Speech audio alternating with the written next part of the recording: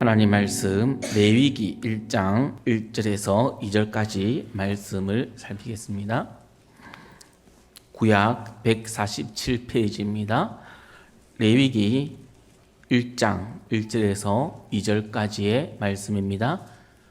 두 절밖에 없는데 우리 함께 한 목소리로 같이 봉독하시겠습니다. 여호와께서 해막에서 모세를 부르시고 그에게 말씀하여 이르시되 이스라엘 자손에게 말하여 이르라. 너희 중에 누구든지 여호와께 예물을 드리려거든 가축 중에서 소나 양으로 예물을 드릴지니라. 아멘. 이 시간에는 우리 부임하신 김도환 목사님 처음으로 말씀으로 여러분하고 문안하게 되어집니다. 우리 이 시간 나올 때 환영합니다라는 마음으로 우리 박수로 맞아주시면 감사하겠습니다.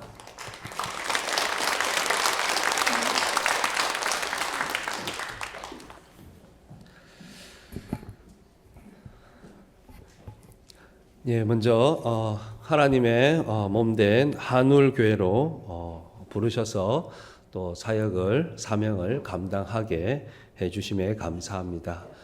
맡은 사명 최선을 다해서 열심히 섬기도록 하겠습니다. 그리고 제가 서 있는 지금 이 단은 설교단이라고 하는데 이 단에 별명이 두 가지가 있습니다. 첫 번째는 영광의 단입니다. 사람으로 할 수 있는 가장 영광스러운 일이 뭐냐 했을 때 그래서 하나님의 말씀을 선포하는 것, 그만큼 영광스러운 일이 없다 하여서 이 설교단의 별명이 영광의 단입니다. 또 하나의 별명은 단두대입니다. 그러나 하나님의 말씀을 온전하게 전하지 못할 때는 그것이 설교자에게는 단두대가 될 것이라는 또한 경고의 말씀 의미이기도 합니다. 제가 사역할 때 또 이 한울교에서 말씀을 전할 때 온전하게 하나님 말씀을 잘 전할 수 있도록 성도 여러분들이 많이 기도해 주시면 감사하겠습니다. 오늘은 특별히 레위기 말씀으로 함께 나누도록 하겠습니다.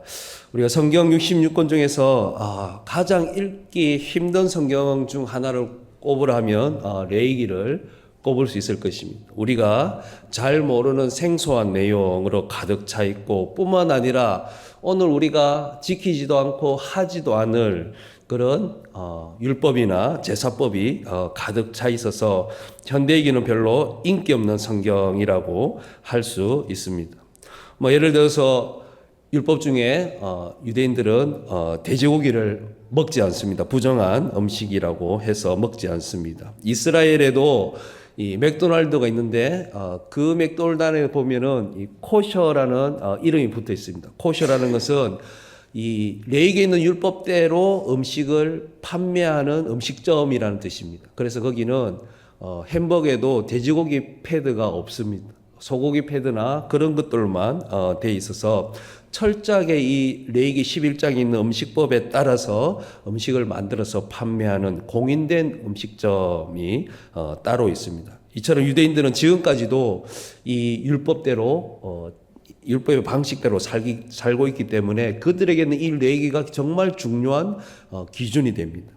그러나 우리는 사실 이 삼겹살이 없으면 살지 못하지 않습니까?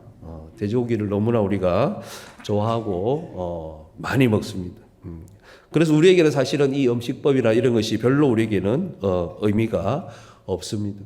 그럼에도 불구하고 우리가 이 레위기 성경을 보아해야 하는 이유는 하나님께서 오늘 이 말씀을 우리에게 주셨기 때문에 그렇습니다.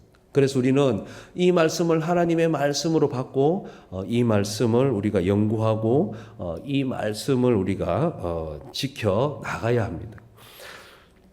그렇다면 이 레위기 율법의 말씀을 우리가 어떻게 읽고 또 어떻게 지켜 나가야 할까? 그것이 우리의 숙제입니다. 그것은 율법의 어떤 형식이나 모양을 지키는 것이 아니라 율법이 말하고 있는 그 정신을 우리가 지켜야 됩니다. 다른 말로 하면 율법은 우리에게 형식을 가르쳐 주지만 그 형식은 오늘 우리에게는 아무런 의미가 없고 그 형식에 담겨 있는 의미와 정신을 우리가 찾아내어야 한다는 것입니다. 특별히 제사 중에 우리 화목제라는 제사가 있습니다. 우리가 지금 제사를 안 드리니까 그것이 어떤 제사인지 모르지만 그 제사의 특징 중에 하나가 번제나 다른 제사들은 주로 제물을 다 태우거나 아니면 제물의 일부분을 제사장에 가져가거나 그런 제사인데 유일하게 이 5가지 제사 중에 화목제는 제사를 바친 이 사람이 이 제물을 먹을 수 있는 제사입니다. 지금도 소고기가 귀하지만 그때 얼마나 고기가 귀했겠습니까? 보통의 일반의 제사는 다 태워서 하나님께 드리는데 화목제는 제사 드린 사람이 먹을 수 있으니까 굉장히 기쁜 제사겠죠. 근데 문제가 하나 있습니다. 율법에 단 그 고기는 다음 날까지 반드시 다 먹어야 된다. 하루만 지나면 그 고기는 반드시 태워서 없애야 됩니다. 소 한 마리를 잡았다고 합시다. 그럼 소 한 마리가 한 800kg 정도 되면 아무리 가족들이 모여서 그 음식을 먹는다 한들 이틀 동안 800kg를 다 먹을 수 있겠습니까? 근데 어차피 그 다음날 되면 다 태워서 이건 버려야 됩니다. 그럼 화목제를 드릴 때 어떻게 해야 되겠습니까? 친지도 부르고 이웃도 부르고 동네 사람들 다 부르는 겁니다. 옛날 우리가 소 한 마리 잡으면 마을 잔치를 했지 않습니까? 그것처럼 오늘 저 집에 화목제를 드린대 하면은 그때는 동네 잔치가 되는 겁니다. 모든 사람들이 그 화목제의 제물을 함께 나누어 먹는 것입니다. 예수님께서도 우리의 화목제물이 되셨습니다. 그래서 우리가 성찬 때 예수님의 몸과 피를 함께 나누어 먹고 마시지 않습니까? 이게 우리가 오늘 드리는 화목제입니다. 오늘 저녁 보니까 한 지사님이 부모님의 건강 회복 감사로 이렇게 식사를 대접한다라고 이렇게 주보에 나 있는 걸 봤습니다. 이게 바로 화목제입니다. 하나님께 감사, 화목제 드리는 이 3가지 용법 중에 감사로 드리는 화목제가 있습니다. 감사한 일이 있을 때 화목제로 드리고 그 제물을 사람들과 함께 하나님께 내가 이러이러한 감사가 있어, 이러이러한 기쁨이 있어, 이것을 사람들한테 이야기하고 알리고 또 함께 그것을 기뻐하고 감사하는, 그게 바로 이 화목제의 의미입니다. 오늘 우리가 점심을 먹으면서 그 화목제를 사실은 함께 나눈 겁니다. 이처럼 우리가 화목제라는 제사를 드리진 않지만 그 화목제가 주는 그 의미와 정신을 지금도 우리가 나눌 수 있는 것입니다. 화목제를 드릴 때 보면 우리가 다 먹지만 그러나 반드시 하나님께 드려야 될 부분이 있습니다.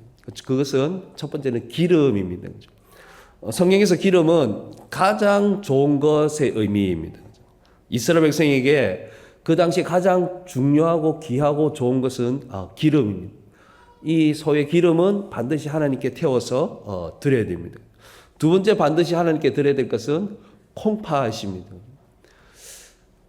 오늘 우리에게 마음이 어디 있냐 이렇게 하면 우리가 어떻게 합니까?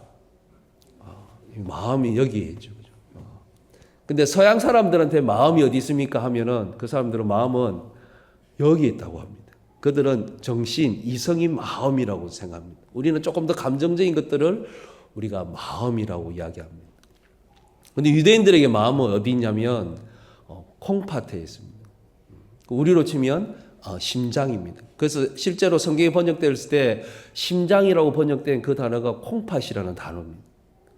근데 우리가 하나님께 콩팥을 드립니다. 이러면 우리의 의미 안 맞으니까 아마 번역을 하면서 의역을 해서 심장으로 번역한 것 같습니다. 그래서 콩팥을 드린다는 것은 우리로 치면 심장을 드린다는 것입니다. 마음을 드린다는 것입니다. 그래서 유대인들은 자기들 생각에 콩팥이 2개 있으니까 하나는 선한 마음, 하나는 악한 마음. 이게 콩팥이 우리 마음의 자소다 이렇게 생각합니다. 그래서 이 제사를 드릴 때는 가장 좋은 기름을 드리고 또 뭡니까? 우리의 마음을 하나님께 드리는 것.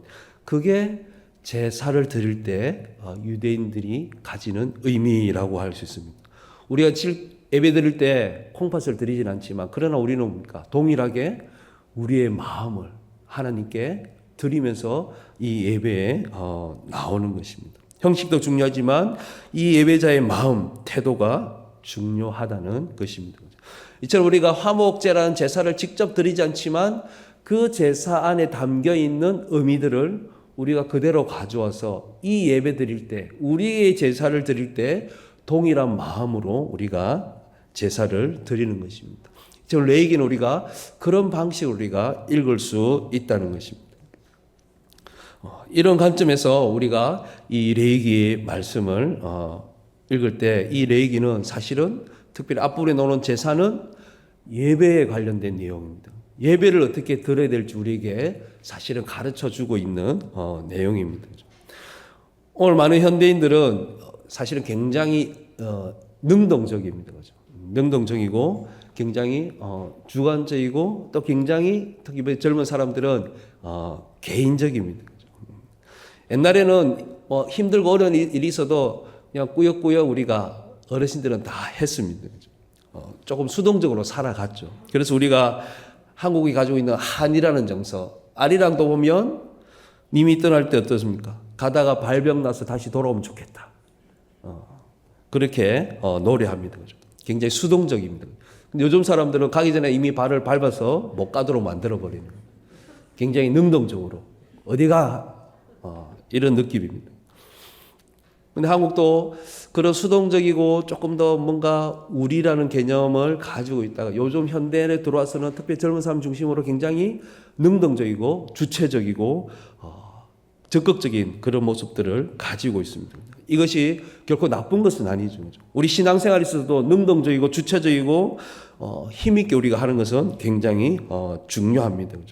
그러나 한편으로는 이런 모습들이 또 우리가 경계해야 될 우리 모습들이 있습니다. 대표적인 것이 우리가 하나님을 믿는데 내가 하나님을 믿었다. 나의 열심이 내가 열심히 해서 하나님을 믿고 내가 열심히 하나님을 섬긴다. 오늘 이 예배 자리에 올 때도 내가 예배에 왔다. 이렇게 우리가 생각하기 쉽습니다. 그런데 우리 장로교가 믿는 개혁신앙은 이런 생각을 철저하게 거부합니다. 이 예배에 온 것은 내가 온 것이 아닙니다. 하나님이 우리를 이곳에 불러주신 것입니다. 때로는 목사님 때문에 또는 눈치가 보여서 또 우리 학생들의 청년들은 엄마 아빠 때문에 뭐 억지로 온 것 같지만 친구 때문에 억지로 온 것 같지만 그러나 옵니까? 하나님께서 그 모든 방식들을 다 동원하셔서 이 자리로 하나님께서 우리를 불러주셨다는 것입니다. 그것이 바로 레위기 1장 1절이 말하고 있는 모든 예배의 시작이 바로 이 말씀으로부터 시작됩니다. 우리 다시 한번 읽어볼까요? 레위기 1장 1절 말씀입니다. 여호와께서 회막에서 모세를 부르시고 그에게 말씀하여 이르시되. 지금 모세가 하나님이 불러서 회막 앞으로 나온 것입니다. 오늘 우리가 이 예배가 우리가 넣은 것이 아니라 하나님이 부르셨기 때문에 지금 우리가 수동적으로 나온 것입니다. 이게 모든 예배에 우리가 모든 하나님 앞에 설 때 기본적으로 우리가 가져야 될 자세와 태도입니다. 고대 왕정 시대는 왕이 부르지 않을 때 왕 앞으로 함부로 나갈 수가 없습니다. 우리가 잘 아는 에스더, 왕이 부르지 않았지만 이스라엘 자기 유대인들을 자기 민족을 구원하기 위해서 왕이 부르지 않았지만 내가 죽으면 죽으리다 하고 왕 앞에 나갔지 않습니까? 왕이 부르지 않을 때 왕 앞에 나가는 것은 바로 죽음입니다. 이 성막에 들어간 것도 마찬가지입니다. 성막에는 아무나 들어갈 수 없습니다. 누가 들어갈 수 있습니까? 제사장만 들어갈 수 있습니다. 제사장 외에 어떤 사람도 이 성막 안에는 그것이 왕이랄지라도 들어갈 수가 없습니다. 이처럼 우리가 하나님 앞에 나간다는 것은 왕 대신 하나님 앞에 나간다는 것은 철저하게 수동적이다. 내가 마음대로 가는 것이 아니라 왕이 불러야지만이 하나님께서 부르셔야지만이 비로소 이 예배의 자리에 우리는 나올 수가 있는 것입니다. 그것이 이 레위기 시작하는 말씀. 하나님께서 모세를 부르셨다는 것입니다. 이 레위기의 히브리어 제목이 와이크라라는 단어입니다. 와이크라는 부르셨다라는 뜻입니다. 정확하게 번역하면 그리고 부르셨다라는 것입니다. 출애굽기 마지막이 하나님께서 성막을 완성하시고 성막 안에 하나님의 영광이 임재함으로써 출애굽기가 끝이 납니다. 그죠? 그리고 감히 그 하나님의 영광이 임재한 성막에 모세마저도 감히 접근할 수 없고 다가갈 수 없는 그 영광스러움 앞에 모두가 벌벌 떨 때 하나님께서 모세를 성막 앞으로 부르셨다는 것입니다. 그 하나님의 영광 안으로 부르셨다는 것입니다. 그리고 모세에게 제사는 이렇게 드려라.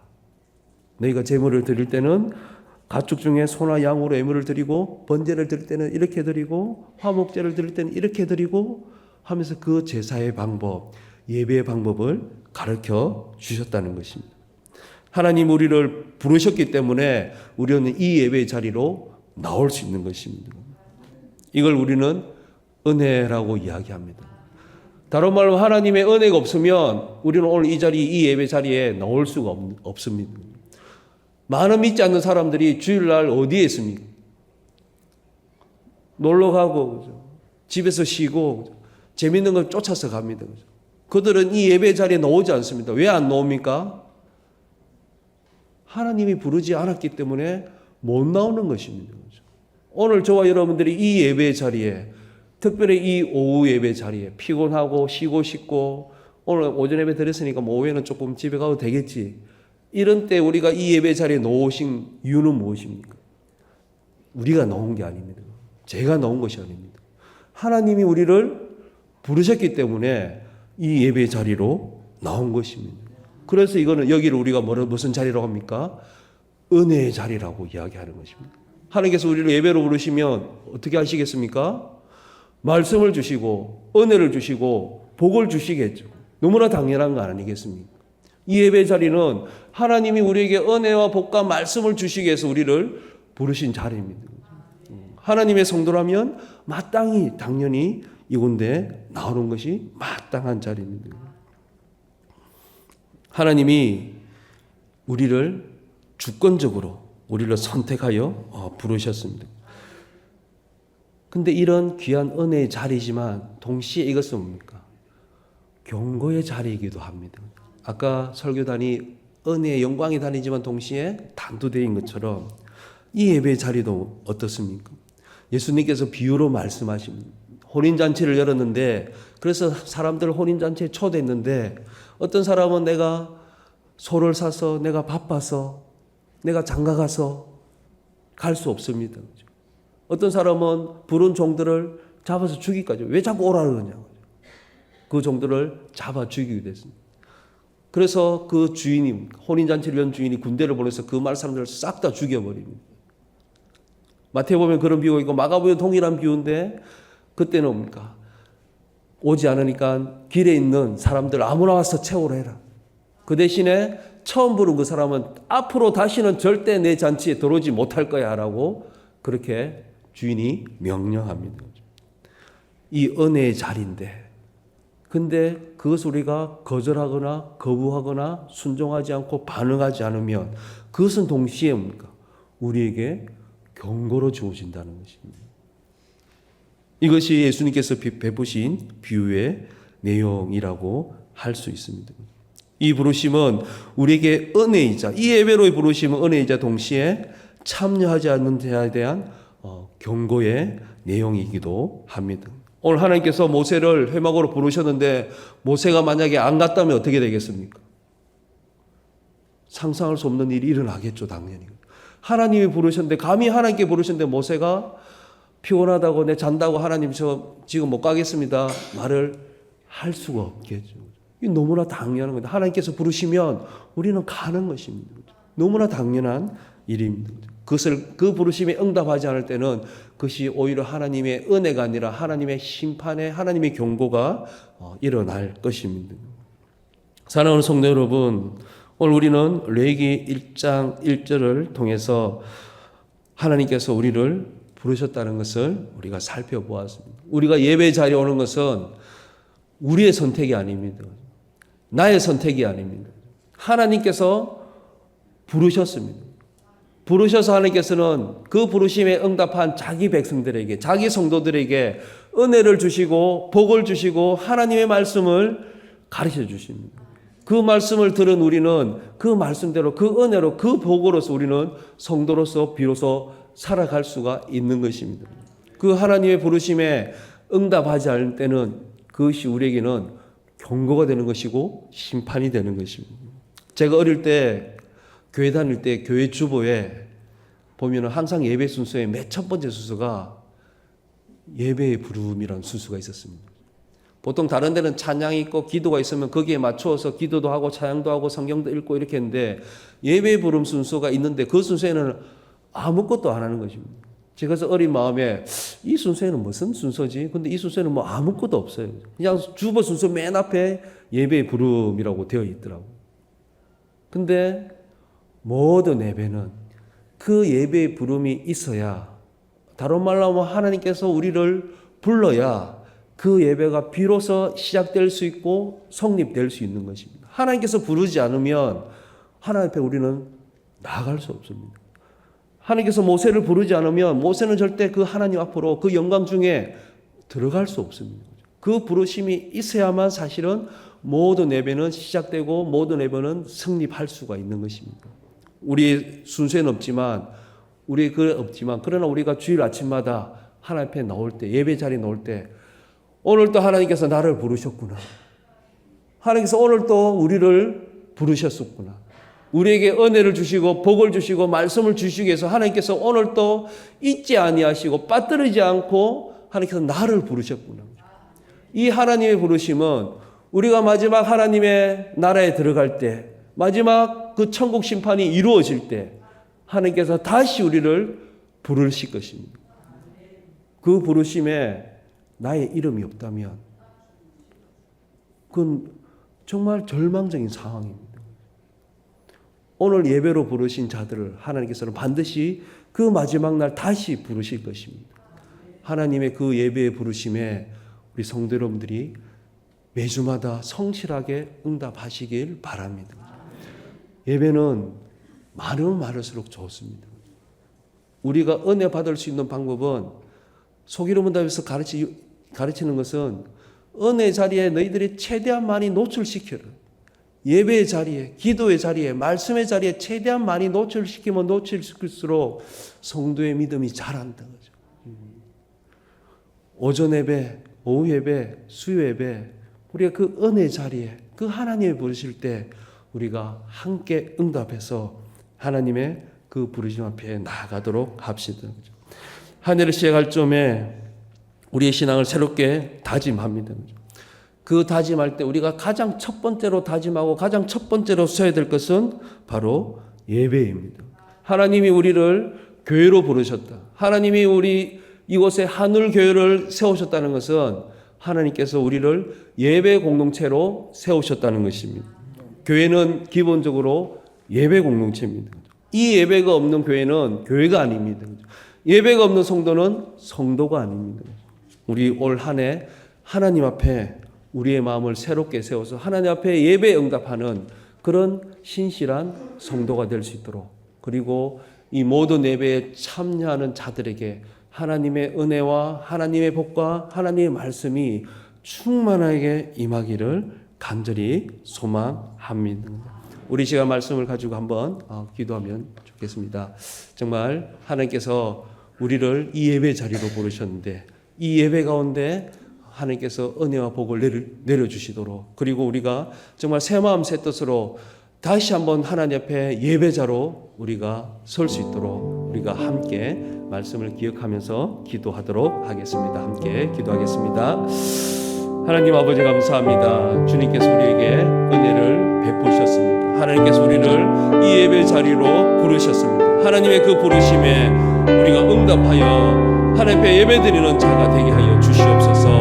우리가 주의 말씀을 듣고 주의 은혜와 주의 복을 누리는 자들이 되게 하여 주시옵소서. 우리 2025년대에도 예배드리는 우리 하늘교회 성도들이 다 될 수 있도록 주님께서 우리와 함께하여 주시고 성령께서 우리를 인도하여 주시옵소서. 주께서 우리 예배 가운데 함께하여 주시옵기를 간절히 바라며 모든 말씀 우리 주 예수 그리스도 이름으로 기도드리옵나이다. 하나님 아버지 감사합니다. 오늘 또 이 예배 자리로 부르셔서 우리에게 은혜와 복과 말씀을 주심에 감사합니다. 온 성도들이 이 말씀을 받고 주님 앞에 온전히 설 수 있도록 하나님 인도하여 주시옵소서. 2025년도 무엇보다 예배자로 우리가 나아갈 수 있도록 하나님 우리와 함께하여 주시옵소서. 감사를 드리며 이 모든 말씀 우리 주 예수 그리스도 이름으로 기도드리옵나이다. 아멘.